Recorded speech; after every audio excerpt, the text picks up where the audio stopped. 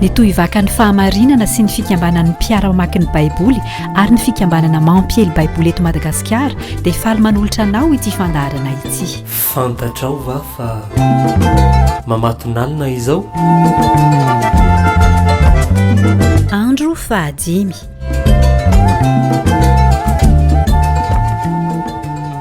Faly miarabantsika rehetra revana amin'ny anaran'i Jesosy Kristy Tompo amin'ity fandaharana manokana vokarin'ny tohivaka amin'ny fahamarinana chaîne d'unité ity dia ao anatin'izao atao hoe mamatonalina izao miatrika ny fetim-pirenena zay ho avy atsoatsy isika ary ao anatin'izany indrindra ny fampizarana izao tenin'Andriamanitra zao. Ny afatra zay tiana hoentiny eto dia mahakasika an'ilay tortedy zay nataon'ny Jesosy Kristy Tompo momba ny atao hoe fahasambarana. Matio 5 ka ny 7 dia milaza izao teny zao hoe sambatra izay miantra fa izy no iantrana.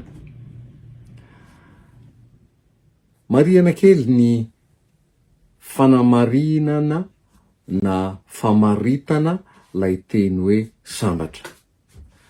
Ny sambatra voalaza eto dia tsy lay hevitra fotsiny amin'ny olombelona manao hoe sambatra izy ohatra fa manana trano, sambatra izy fa manana fiara, manam-bola, sambatra fa fampanadinana, sambatra fa tahaka izany. Fa ny fahasambarana eto dia fahasambarana zay fahatsapana ara-panahy, fahatsapana zay mihoatra noho ny fahatsapana ara-nofo. Ka na misy fahatsapana eo amin'ny endrika ara-nofo aza ka mety miteraka fahasairana na fahavesarana na zavatra mampahory dia tsy maharava n'lay atao hoe fahasambarana, satria fahasambarana ara-panahy izay midika hoe mahatsiaro mandrakariva ny afa-po, mahatsiaro no misitraka mandrakariva ilay fahasambarana izay ananany, satria fahasambarana avy amin'Andriamanitra io fahasambarana io. Tsy lay mora levona, tsy lay mora rava, fa lay fahasambarana mitoetra maharitra eo amin'ny fiainana. Iza no sambatra?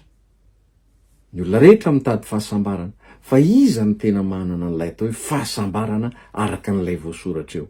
Ny zavatra maromaro voasoratra eo dia fa horesahana amintsika mandritra ny herinandro ity. Fa ny anankiray androany dia ny hoe sambatra izay miatra fa izy no iantrana. Ny hevitra izay anankiray ao ambadiky ilay hoe miantra dia adika ao amin'ny dika teny iombonana eto Madagasikara ohatra na ny DM manao hoe sambatra ny mamindra fo fa izy no amindrana Andriamanitra fo. Dikan'izany dia lay mamindra fo no mitondra ny fahasambarana io.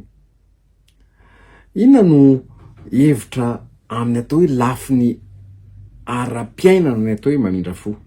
Voalohany aloha dia ny hoe ny famindram-po zay lazaina eto na fiantrana zay lazaina eto dia ny fifandraisana zay misy amin'ny samy olombelona.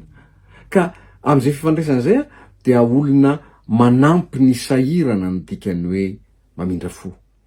Mahatsiaro tohina ny fony rehefa misy olona mifanerasera aminy ka manana olana na manana fasairanana na manana vesatra dia manampy azy izy. Tsy fahatsapana fotsiny fa tena manao zay ezaka azony atao mba hanampiana amahana ny olona zay mahatsiaro fahasairana, manamaivana ny fahasairanan'ny hafa, mamaha ny olonan'ny hafa, tsara fanahy amin'ny hafa sy ny manodidina sy ny fanerasera aminy. Zany ny hevitry ny hoe mamindra fo. Ny azo lazaina hoe indrisy nefa ry havana dia ny hoe izany ve ny tena toetra hitatsika eo amin'ny fiainana, amin'ny firenena amin'izao fotoana zay manodidina antsika. Ny zavatra re matetika eny amin'ny hainy vaky jery rehefa mba manara-baovao ianao dia endrika vonon'olona malagasy ihany mamono malagasy, tsy hoe firenen-kafa manafika ny firenena malagasy fa malagasy ihany mifamono, endrika fifanoerana, endrika fifanenjehana, endrika fifanaratsiana, fifamitahana. Zany ny zavatra misy. Fanambakana, fanaovana risoriso, zany hoe fanitsakitsahana ny hafa na fanitsakitsahana ny zo ny hafa, fa fitiavantena ka te ahazo mihoatra noho ny hafa ary tsy mampaninina mihitsy aza, na ny hafa tsy mahazo nininina, na ny hafa miasahirana, fa lasa fitiavam-bola mioampampana ka tsy mitsinjo intsony ny maha olona sy ny fijerevana ny hoe fitombotsoa iombonana ka iarahana. Zany no to zavatra manjaka amin'izao fotoan'izao. Aiza lay atao hoe miantra, aiza lay atao hoe mamindra fo zay miteraka fahasambarana. Raha ny tena marina ry havana dia ho an'ny zanak'Andriamanitra sy ny olona zay manaiky an'Andriamanitra ny ilazana n'io teny io, satria lay fahasambarana dia azo amin'ny alalan'ilay fidirana anatin'ny atao hoe fanjakan'Andriamanitra. Io teny zay toriteny nataon'i Jesosy io mantsy ry havana dia lazaina hoe ny lalampanorenan'ny fanjakan'Andriamanitra, satria ny olona zay niditra ao amin'ny fanjakan'Andriamanitra nanaiky an'i Jesosy Kristy Tompo, nanaiky azy ho Andriamanitra ka nanaiky hanompo azy, hanaradia azy, hanaiky ny teniny, izany no tenenan'i Jesosy an'izao lalam-panorenan'ny fanjakan'ny lanitra zao, zany hoe ireo ny fomba fisainana, ireo ny fomba fiainana, ireo ny fomba fanao. Sarotra amin'ny olombelona ny manatanteraka an'ireo saingy rehefa niditra ao anatin'ilay fandraisana an' Jesosy Kristy, niditra ao anatin'ny fanjakan'Andriamanitra, dia afaka manatanteraka an'izany. Indroa ihany ry havana no miverina ao amin'ny testamenta vaovao io teny zay ilazana an'ilay hoe mamindra fo io. Ny anankiray dia io amin'io Matio io fa ny anankiray faharoa dia voasoratra ao amin'ny Hebreo 2 ka ny 7:70, ilazana an Jesosy Kristy Tompo sy ny famonjena vitany. Ireo roa ireo ihany ny tenenana an'izany teny zany. Ao amin'ilay Hebreo 2:7 izy dia milaza hoe izy dia Jesosy Kristy zany no mpisorona be mamindra fo sy mahatokony amin'Andriamanitra mba hanaova ny fanavotana noho ny eloko ny olona. Lay Jesosy Kristy nanana fanapahan-kevitra niaraka tamin'Andriamanitra ray mba hamonjy ny olona ho afaka amin'ny fahotana ka nanaiky ho tonga olona ho faty eo amin'ny hazojaliana. Izany no lazaina hoe lay mamindra fo.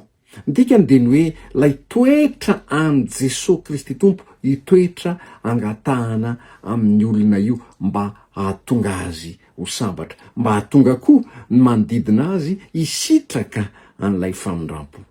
Dikany ry havana dia izao. Ny manana an Jesosy Kristy ilay miteny hoe indro mandondonao am-baravarana, raha misy mihaino feoko ka mandokatra am-baravarana dia hiditra ao aminy aho, hitoetra ao aminy aho, hiara-misakafo aminy aho, ary rehefa manambara koa Jesosy any amin'ny toeran-kafa manao hoe hiditra ao aminy izay sy ny iray, ho avy ao aminy izaho sy ny iray, hitoetra ao anatintsika. Ary rehefa izy no mitoetra ao anatintsika dia afaka manana an'izany toetra zany tsika zay hitantsika fa tena ilaina eo amin'ny fiainana, satria raha toa ka tsy izay no manjaka, zay le fampitsinjovana fifanampiany zay dia fanambarako teo ny mety zavatra hitranga. Sambatra ny miantra, sambatra ny mamindra fo, fa izy no amindrana fo. Zany lazay ny ten'Andriamanitra. Lay hoe amindrana fo dia any amin'ny testamenta vaovao na ny hevitra zay entana ohatra ao amin'ny dika teny iombonana eto Madagasikara dia ny hoe amindran'Andriamanitra fo.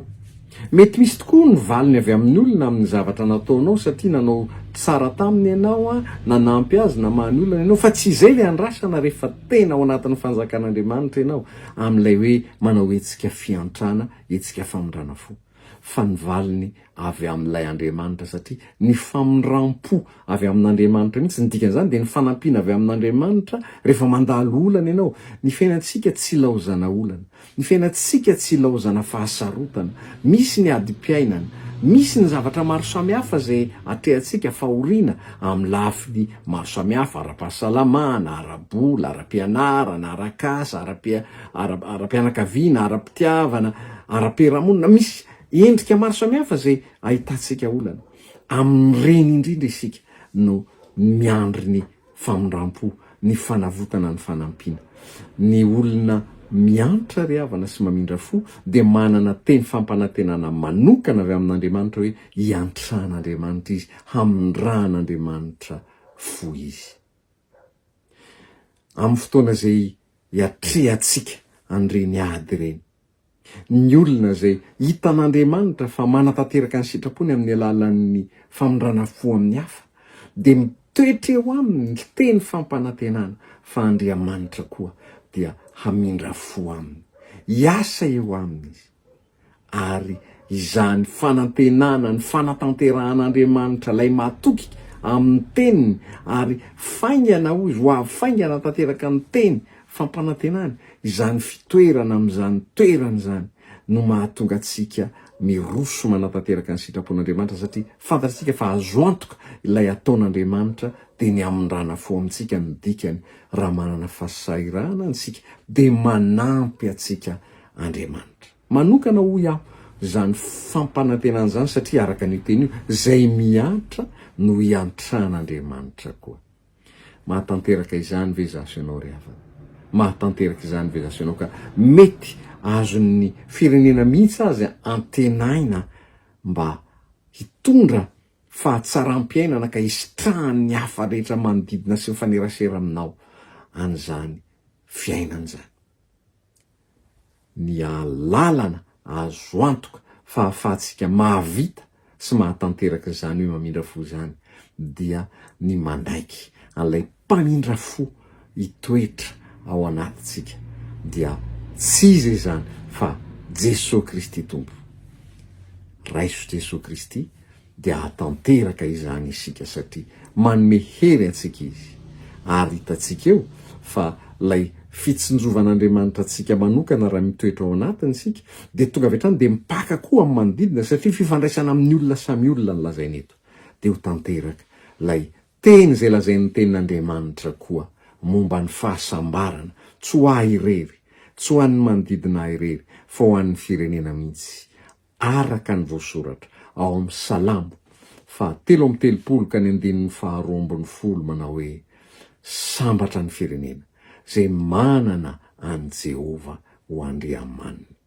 Lay fahasambarana zay afapo sy misitraka marina, lay tena fiainana ka maharitra na inanina midona na inanina mitraka. Dia ho an'Andriamanitra irery mivoninahitra ho amintsika rehetra ny fahasambarana, satria izany no ampon'Andriamanitra omena zay rehetra manaiky azy. Ivavaka isika ry havana. Misaotra raha eo amin'ny anaran'i Jesosy Kristy Tompo fa tiany may fahasambarana ao anainao, ary marina ianao amin'izany teninao izany, dia ampio izay mba tena hanaiky anao Jesosy Kristy Tompo, fa izany ihany no antoko ny fahasambarana ao anay. Dia amin'ny anaranao Jesosy Kristy Tompo nanaovana izany vavaka izany. Amen. Koa miambena ianareo fa tsy fantatrareo izay andro hiaviany tompontrano, na ho hariva, na ho mamatonalina, na ho maneno akoho, na ho maraina. Marika toko fa 3:5 andininy fa 5:30.